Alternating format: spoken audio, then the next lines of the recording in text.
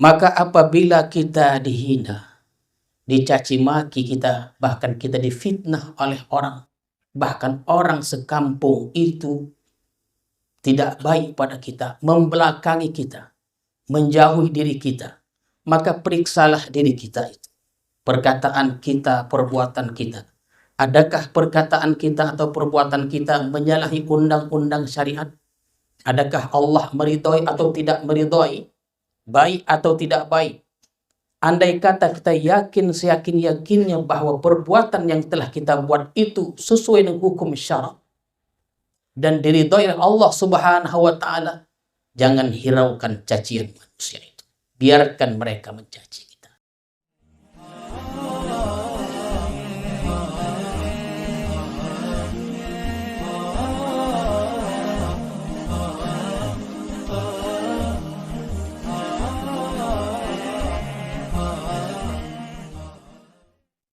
Bismillahirrahmanirrahim.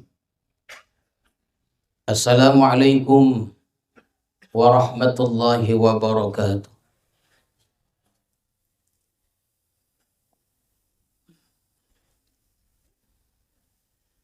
Alhamdulillah. Alhamdulillahilladzi ja'ala idbaral khalqi ni'matan 'azimah. Fayashkuruhu dhu aqlin wa basirah. Wa yarqa bidzalika ila martabatin 'aliyah. Ashhadu an la ilaha illallah wahdahu la syarika lahu fi hukmihi wa qadiyah. Wa ashhadu anna sayyidana Muhammadan abduhu wa rasuluhu mursyidul ummah. Allahumma salli wa sallim wa barik ala sayyidina wa maulana Muhammadin khairil wara sajiyah wa ala alihi wa sahbihi wa zurriyatihi wa man tabi'a sunnatah, amma ba'd. Tuan-tuan para khalifah, para salikin, hadirin dan hadirat sekalian, alhamdulillah, marilah kita bersyukur kepada Allah Subhanahu wa taala yang telah melimpahkan rahmat dan hidayahnya kepada kita semua, sehingga kita dapat bertemu kembali di majlis penutupan pengajian hikam ini. Dan mudah-mudahan senantiasalah kita dalam rahmat Allah Subhanahu wa taala. Salawat dan salam kita ucapkan dan kita sampaikan kepada Rasulullah sallallahu alaihi wasallam beserta keluarga, para sahabat dan para pengikut-pengikut beliau. Mudah-mudahan kita semuanya mendapat syafaat Rasulullah di hari kemudian nanti. Amin ya rabbal alamin. Al-hikmatul khamisatu wassalasun ba'dal mi'ati tsaniyah min al-hikamil ata'iyah. Qala al-imam al-arif billah Ahmad ibnu Atha'illah as-Sakandari rahimahullah wa nafa'ana bi'ulumihi wa asrari. Maka pada hikmah yang ke-235 dari Al-Hikam Al-Ata'iyah telah berkata pengarang Imam Ahmad ibnu Atha'illah as-Sakandari rahimahullah wa nafa'ana bi'ulumihi wa asrari. Kata beliau, innama ajral adha ala aydihim kaila takuna sakinan ilaihim. Arada an yuz'ijaka an kulli syai' hatta la yashghalaka anhu syai'. Hanya saja Allah memberlakukan gangguan-gangguan itu melalui tangan manusia, agar engkau tidak tentram kepada manusia itu. Allah menghendaki bahwa mengejutkan mengejutkan engkau dari tiap-tiap sesuatu, sehingga tidak menyibukkan akan engkau daripada Allah oleh sesuatu. Jadi tuan-tuan sekalian, itulah lebih kurang terjemahan hikmah yang ke-235. Jadi hikmah ini masih berkaitan dengan hikmah yang sebelumnya. Hikmah yang ke-234 tentang tidak sukanya manusia kepada kita, tentang menghinanya manusia kepada kita, atau tentang gangguan-gangguan manusia kepada kita, tuan-tuan sekalian. Maka apabila kita dihina, dicaci maki kita, bahkan kita difitnah oleh orang, bahkan orang sekampung itu tidak baik pada kita, membelakangi kita, menjauhi diri kita, maka periksalah diri kita itu. Perkataan kita, perbuatan kita. Adakah perkataan kita atau perbuatan kita menyalahi undang-undang syariat? Adakah Allah meridhoi atau tidak meridhoi? Baik atau tidak baik? Andai kata kita yakin seyakin-yakinnya bahwa perbuatan yang telah kita buat itu sesuai dengan hukum syara dan diridhoi Allah Subhanahu wa taala, jangan hiraukan cacian manusia itu. Biarkan mereka mencaci kita. Jadi jangan pedulikan sikap manusia itu kepada kita. Kenapa? Karena wujudu adzan nas 'alaika ni'matun 'azimah laka. Karena adanya gangguan-gangguan manusia kepada kita berupa cacian, fitnah sekalian, tuan-tuan sekalian. Bahkan manusia memfitnah kita. Jadi kalau kita dicaci, difitnah dan sebagainya, itu merupakan ni'matun 'azimatun laka. Itu adalah nikmat yang besar bagi engkau. Begitu ya adik sekalian. Jadi kalau ada orang fitnah kita, menghibah kita, itu merupakan ni'matun 'azimah, nikmat yang besar. Litazida hasanatu, agar bertambah kebaikan engkau. Jadi kalau ada orang memfitnah kita, menghina kita, biarkan saja. Karena orang yang memfitnah kita, maka kebaikan orang yang memfitnah kita itu akan dipindahkan kepada kita. Itu berarti orang yang tidak baik kepada kita memberikan kebaikan-kebaikannya, memberikan pahala-pahala yang telah dibuat itu kepada kita. Ya. Kalau begitu kita tunggulah fitnah orang. Ya. Jadi tuan-tuan sekalian, dengan adanya hinaan atau gangguan manusia kepada kita, itu sebenarnya Allah ingin meninggikan derajat kita di sisi Allah Subhanahu wa taala. Boleh jadi sembahyang yang kita tegakkan, yang wajibnya, yang sunnahnya, puasa-puasa yang kita kerjakan, baca Quran kita, zikir kita, salawat kita, banyak amal ibadah kita. Boleh jadi ibadah-ibadah itu tidak menyampaikan kita ke tahap yang diinginkan oleh Allah Subhanahu wa taala. Tak sampai.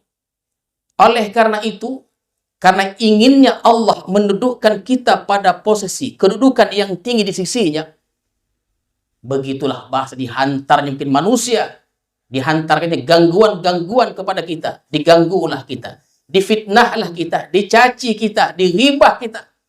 Mungkin karena inilah sampailah kita ke derajat yang tinggi itu. Ada kan tak mau? Tentulah kita mau difitnah kalau gitu. Sembahyang setiap malam. Rupanya ibadah-ibadah tuh mungkin belum bisa menyampaikan kita ke tahap itu. Tapi yang bisa menyampaikan kita ke tahap dimuliakan itu, difitnah kita dulu baru sampai dia. Maka pada hikmah yang ke-235 ini dikisahkan tentang Imam Hasan al-Basri. Dan kisah Imam Hasan al-Basri ini sama miripnya dengan kisah yang kita kisahkan yang terjadi pada diri Imam Hussein radhiyallahu anhu, cucu baginda Rasulullah SAW. Pada pertemuan sebelumnya kita kisahkan ini. Ada banyak kita ulang. Bahwa pada suatu hari Sayyidina Hussein mendengar berita suatu perkataan yang tidak enak disampaikan kepadanya. Ada perkataan dari seseorang menyampaikan perkataan yang tidak baik ditujukan kepada Sayyidina Hussein. Dan beliau yakin bahwa itu yang benar adanya. Maka tuan-tuan sekalian serta adik-adik yang dihormati, maka beliau ambillah sepiring atau setalam kurma, dibawanya kurma itu ke rumah orang yang telah berkata tidak baik kepadanya. Diketoknya pintu, dibuka pintu. Ada apa, wahai cucu Rasulullah? Ambillah ini kurma untuk. Kenapa? Karena engkau telah memberikan kebaikan engkau kepada. Dan aku tidak mau gratis kubalas dengan kurma ini. Begitu tuan-tuan. Apa pengajarannya? Sikap kita. Apabila kita dihina, dicaci, fitnah, sikap biasa yang ada itu kita marah, emosi. Jadi kalau kita marah, emosi, kemana emosi itu? Kemana marah itu ditujukan? Padahal kata Rasulullah, la taghdab, kata Rasulullah. Maka dalam kisah ini, Sayyidina Hussein mengajarkan kepada kita dua perkara.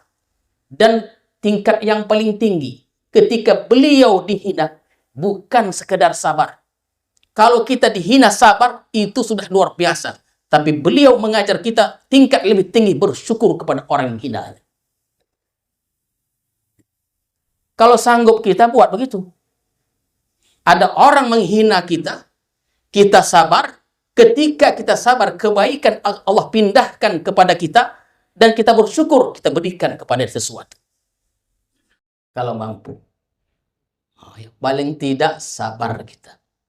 Ketika orang berbuat baik, tidak berbuat baik kepada kita.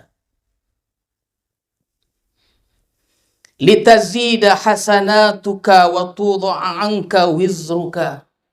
Agar bertambah kebaikan-kebaikan engkau dan gugurlah daripada engkau dosa engkau itu.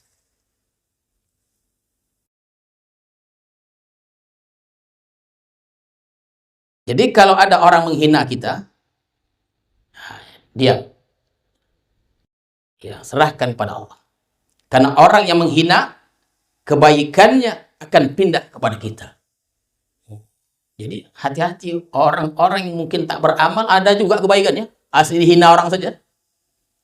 Orang yang menghina, pindahlah kebaikan orang menghina kepada orang yang dihinanya. Tuhan, yang menghina itu tak ada kebaikannya. Kenapa asli menghina aja? Setiap hari menghina, habis kebaikannya. Macam mana? Apa yang nak pindahkan? Kalau tidak ada kebaikan pada diri dia untuk dipindahkan kepada kita, dosa kita yang diambilnya. Oh, sodapnya ya. Dosa kita dipindahkan kepadanya. Itulah maksud litazida hasanatu wa tudha' anka wizru. Wa li alla taskuna ilaihim wa la ta'tamida alaihim wa la tuhibbahum. Dan agar engkau tidak tentram kepada mereka, tidak berpegang kepada mereka, wala tuhibbahum, dan tidak cinta kepada mereka. Artinya apa? Jadi tuan-tuan sekalian, di balik gangguan-gangguan tadi berupa hinaan, fitnah, dan segala macamnya, si fulan mengganggu kita, si fulan memfitnah kita, menyerang kita, kan hati kita tidak tentram, tuan-tuan sekalian. Kita tidak tentram kepada orang yang menghina kita, kita tidak akan berpegang kepada orang yang fitnah kita, dan kita tidak suka kepada orang-orang yang tidak baik kepada kita. Fatahaqqaqa bidzalika sukunuka wa'timaduka wa hubbuka li rabbika azza wa jalla wahdah.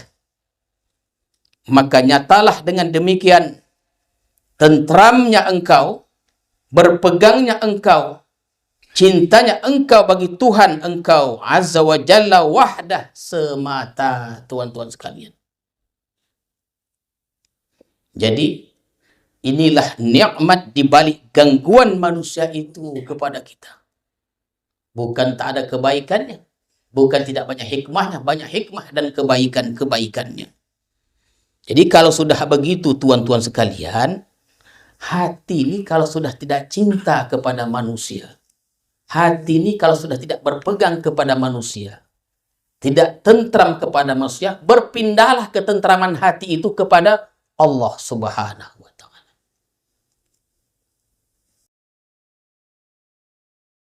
Jadi begitu cara Allah. Begitu cara Allah Subhanahu wa Ta'ala. Macam mana Allah menjadikan hambanya supaya cinta kepada dia. Mudah bagi Allah. Ada orang menghina kita. Hinanya kita, dicaci kita, difitnah kita. Berpindah kita, hati kita tak tentram.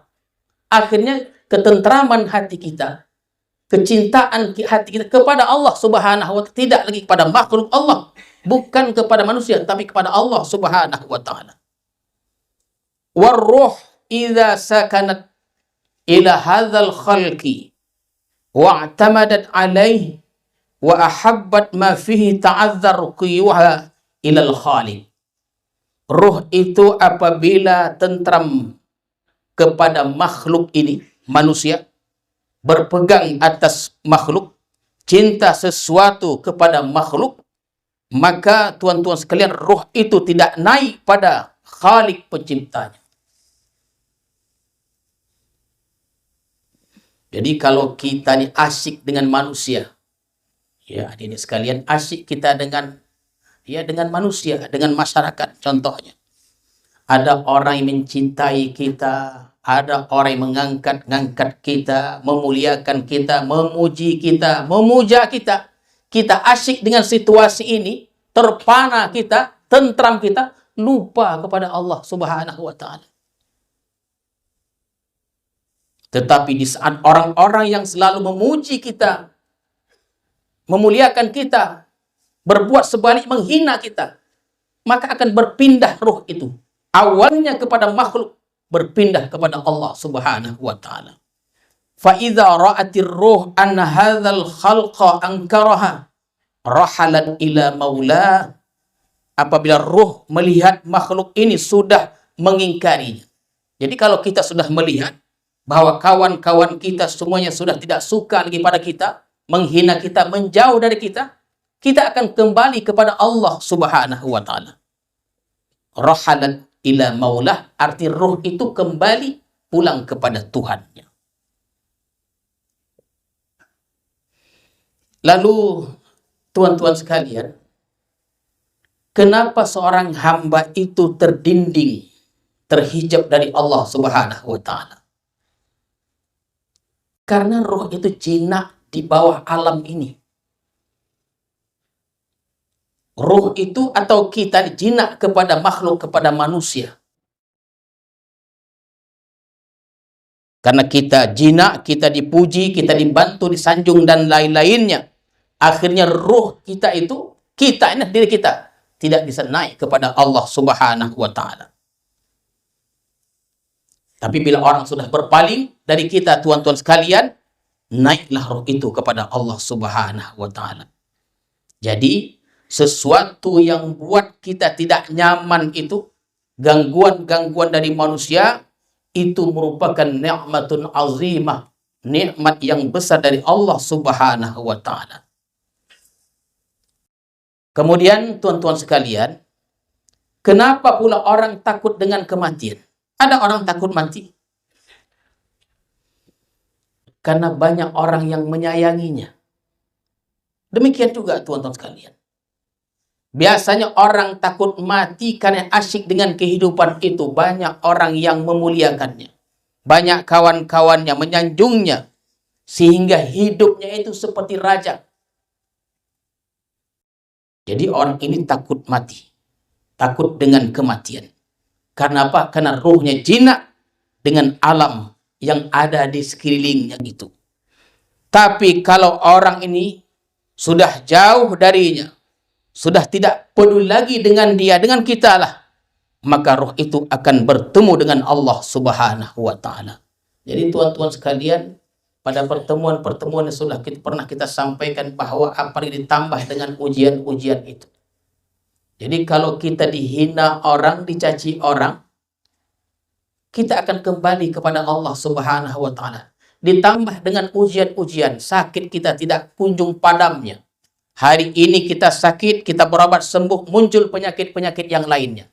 Sehingga muncul satu istilah, ya Allah, lebih baik hambamu mati, ya Allah.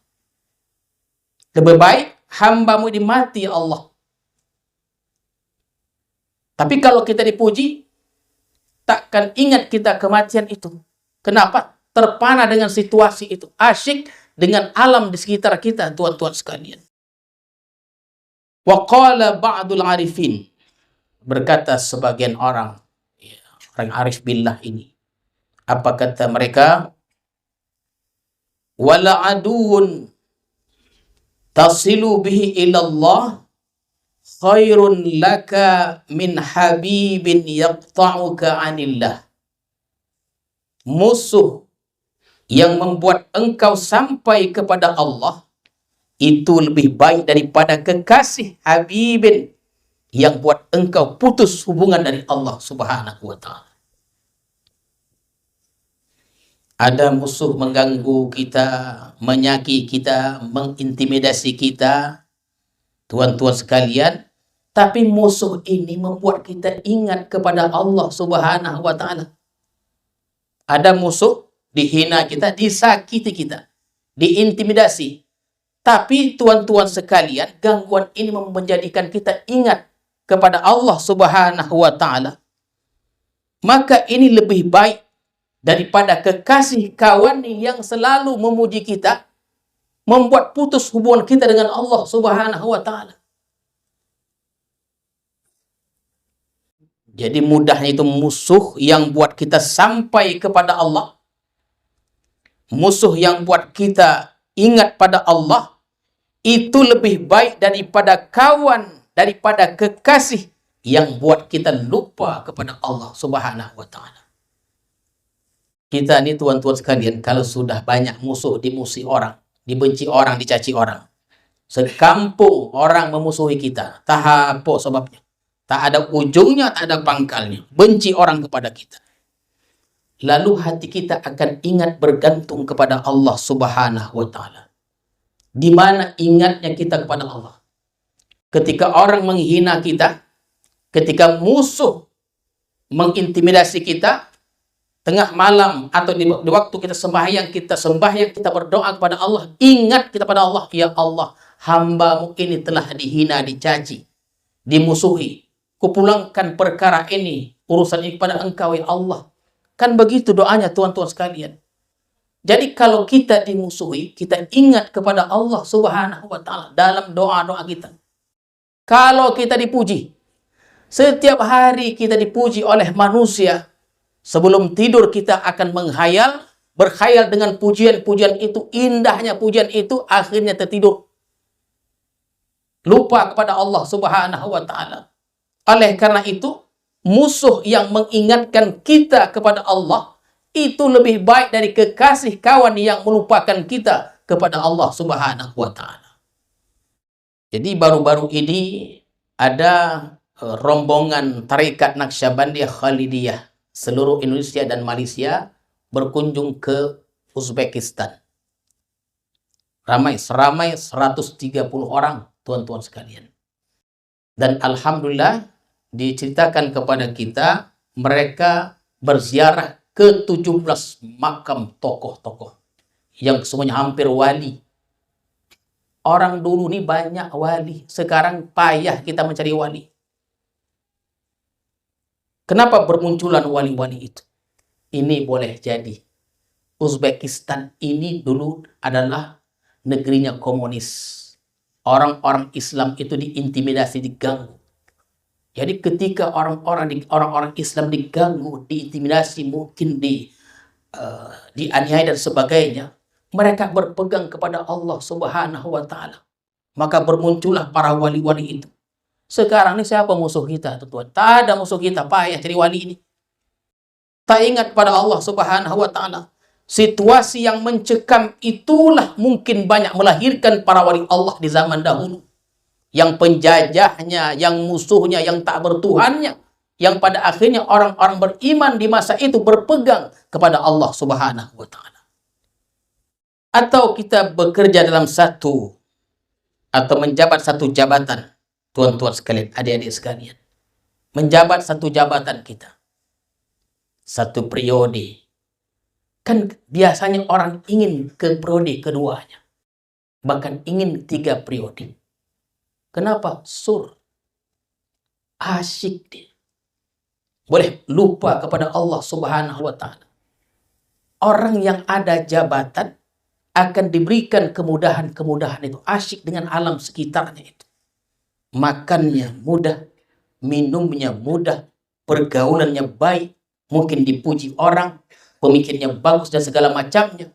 Maka keindahan-keindahan seperti ini melupakan dirinya kepada Allah Subhanahu wa Ta'ala. 1 periode, 2 periode, 3 periode atau lebih, tuan-tuan sekalian. Tetapi ketika sudah tamat dirinya, sudah pensiun, atau seperti PNS lah, pensiun lah mereka, biasanya kedekatan kepada Allah lebih tinggi, tuan-tuan sekalian. Kenapa? Tak ada nak muji lagi. Tak ada nak muji. Kalau dulu ada jabatan, dipersilakan duduk di tempat yang istimewa, kedudukan yang tinggi, dipanggil dengan nama dengan segala penghormatan, terbuailah, ya, terhibur dia. Ini akan melupakan dirinya. Tapi setelah dia berhenti dari jabatan itu, akan ingat Allah, kepada Allah Subhanahu wa Ta'ala. Kebiasaannya seperti itu. Jadi jangan tunggu pensiun. Ya. Qala Syekh Abdul Hasan Asy-Syadzili rahimahullah, uhrub min khairin nas aksar min antahruba min syarrihi. Ini perkataan Syekh Abdul Hasan Asy-Syadzili. Apa kata beliau? Saya ulang. Uhrub min khairin nas aksara min antahruba min syarrihim. Larilah engkau dari kebaikan manusia lebih daripada kejahatan manusia. Itu kata beliau. Karena kebaikan manusia itu seringkali buat kita lupa kepada Allah Subhanahu wa Ta'ala. Tadi sudah disebutkan, kebaikan berupa sanjungan, pujian, dan lain-lainnya. Sedangkan kejahatan manusia yang ditimpakan kepada kita, buat kita minta tolong kepada Allah Subhanahu wa Ta'ala. Jadi kata beliau, larilah engkau dari kebaikan manusia lebih daripada kejahatan manusia. Jadi tuan-tuan sekalian, oleh karena itu baginda Rasulullah sallallahu alaihi wasallam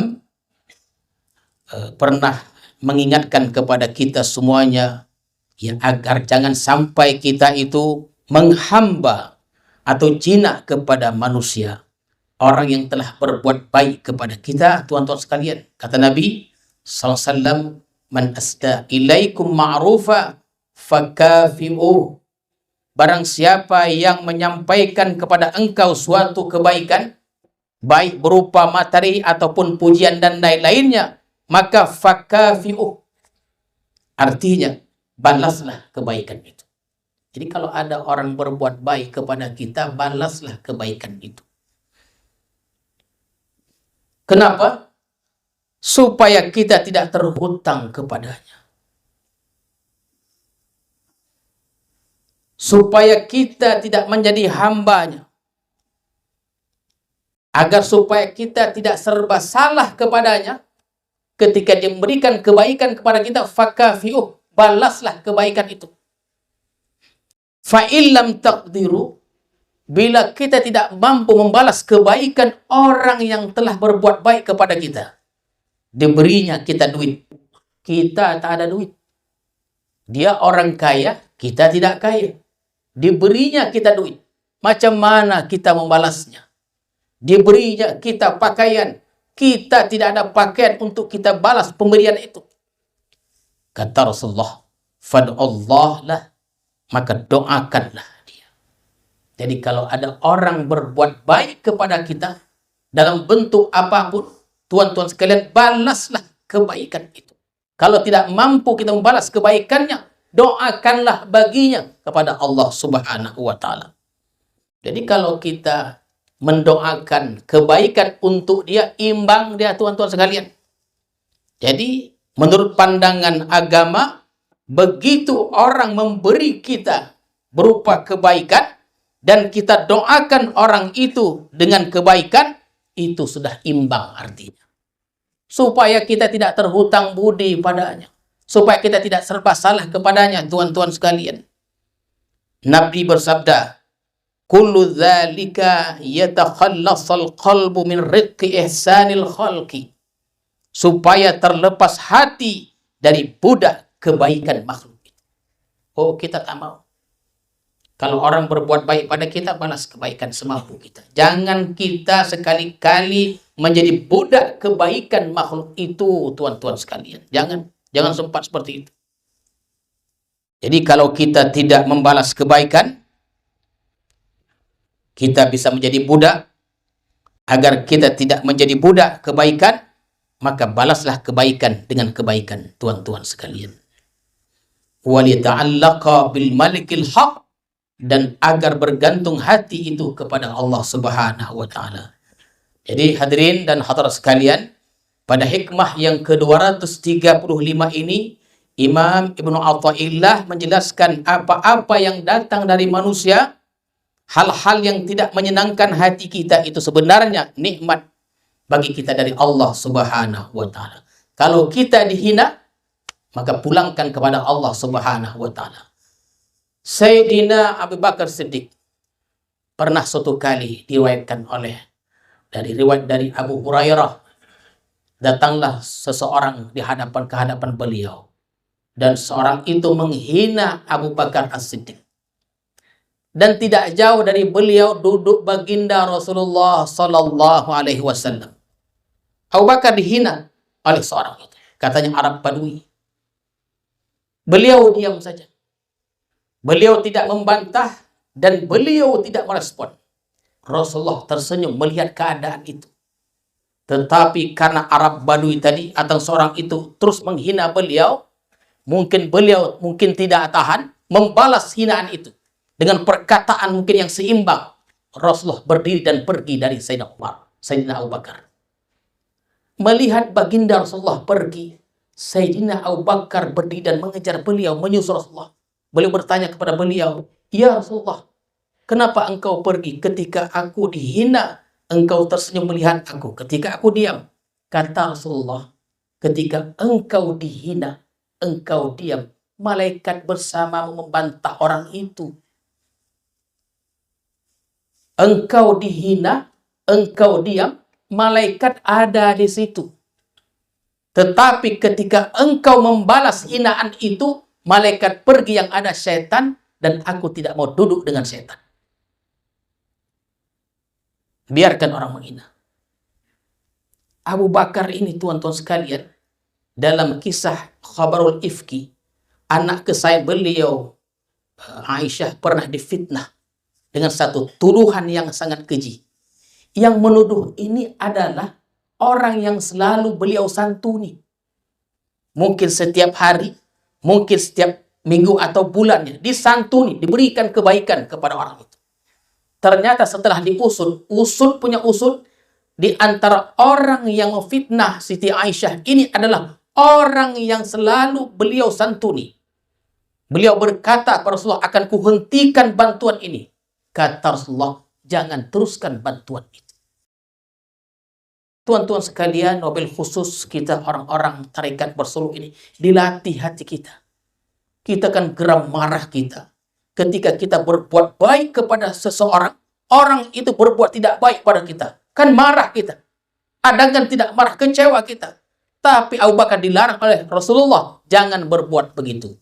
Dia sudah fitnah, kalau engkau berbuat kebaikan, teruskan kebaikan itu. Yang terakhir, tuan-tuan sekalian,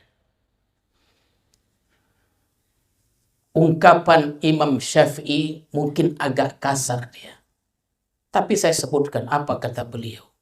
Silakan kalian menghina aku sepuasnya. Dan aku tetap diam. Kenapa? Karena singa tidak akan membalas kongkongan seekor anjing. Kan kasar itu dia. Tapi itu perkataan Imam Syafi'i. Nabi Yusuf alaihissalam hampir sepanjang hayatnya dihina, dikhianati, bahkan ingin dibunuh oleh saudara-saudaranya. Ketika beliau berkuasa, dipanggilnya saudara-saudara untuk hadir ke Mesir. Dan beliau tidak mau mengingatkan lagi peristiwa yang sangat menyedihkan beliau. Kalau kita ingat. Kita ingat dulu. Lupa kita dulu, katanya. Ingat tidak? Dulu engkau pernah memfitnah aku. Nabi Yusuf tidak mau mengingati itu. Beliau diam. Apa kabar kalian semuanya? Apa kabar ayah, kabar ibu? Adakah sehat? Ketika berjumpa dengan saudara-saudaranya, beliau sedikit pun tidak mau ingat peristiwa yang telah membuat beliau sedih. Oleh karena itu, tuan-tuan sekalian, kalau kita ditimpa malapetaka, ditimpa hinaan dan sebagainya macam gangguan dari manusia, serahkan kepada Allah Subhanahu wa Ta'ala, biarlah Allah yang bertindak. Kata Rasulullah, kalau kita dizalimi dan kita pasrahkan kepada Allah, Allah akan bertindak. Jangan lapor kepada polisi. Kalau lapor pada polisi, sudahlah jumpanya payah, banyak pula prosedurnya. Uangmu dah lari dah. Jumpa hari ini, catat siapa nama, berapa orang, hari apa, lama tindakan akan dibuat. Tapi bila kita laporkan kepada Allah Subhanahu wa Ta'ala, Allah akan bertindak cepat. Mudah-mudahan tuan-tuan sekalian, di majelis penutupan kajian hikam ini, segala peristiwa yang menimpa kita, baik yang kita sukai dan baik yang tidak kita sukai, itu merupakan kehendak dari Allah Subhanahu wa Ta'ala. Kalau Allah sudah berkehendak, maka di dalam kehendak Allah itu ada kebaikan-kebaikannya. Mudah-mudahan Allah berikan kita kesehatan, Allah panjangkan umur kita, sehingga kita dapat berjumpa lagi pada pertemuan yang akan datang pada bulan Syawal lah tentunya. Allah berikan kekuatan sehingga kita dapat menjalani ibadah Ramadan selama 1 bulan penuh. Amin ya rabbal alamin. A'udzubillahi minasyaitonirrajim. Bismillahirrahmanirrahim. Allahumma zidna ilma warzuqna fahma wal hikmah bis-salihin. Allahumma ij'al jam'ana hadza jam'an marhuma wa tafarruqana min ba'di tafarruqan ma'suma. Wa sallallahu ala sayyidina Muhammadin wa ala alihi wa sahbihi ajma'in. Walhamdulillahi rabbil alamin. Assalamualaikum warahmatullahi wabarakatuh.